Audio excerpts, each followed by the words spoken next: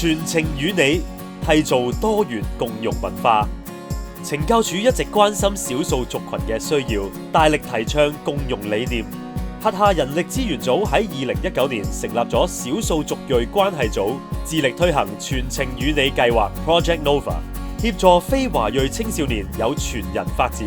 並通過學校講座、生涯規劃工作坊、體能訓練班及面試技巧研習班等，幫助有志投身政府嘅非華裔青少年喺事業上開闢出路。呢個計劃喺2023年取得 Government Media Awards。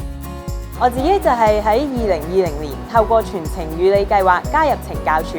成為2級懲教助理，後來加入咗人力資源組，負責宣傳翻呢個計劃。呢個計劃非常幫到我哋非華裔青年深入了解政府工作，特別係紀律部隊嘅運作同使命。透過計劃入邊唔同嘅體驗同培訓，可以深深體會到懲教工作嘅社會價值，吸引更多有志服務社會嘅非華裔青年投身呢個專業團隊。今年我更加有幸成功晉升為懲教主任，令我嘅事業更上一層樓。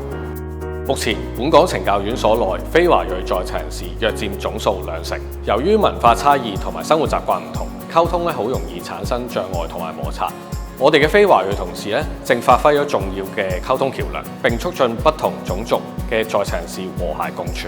自推行 Project Nova 計劃以嚟，懲教署內非華裔職員嘅入職率出現近4倍增長，實現共融政策之餘，亦都可以俾到非華裔人士有機會盡展所長、發光發熱。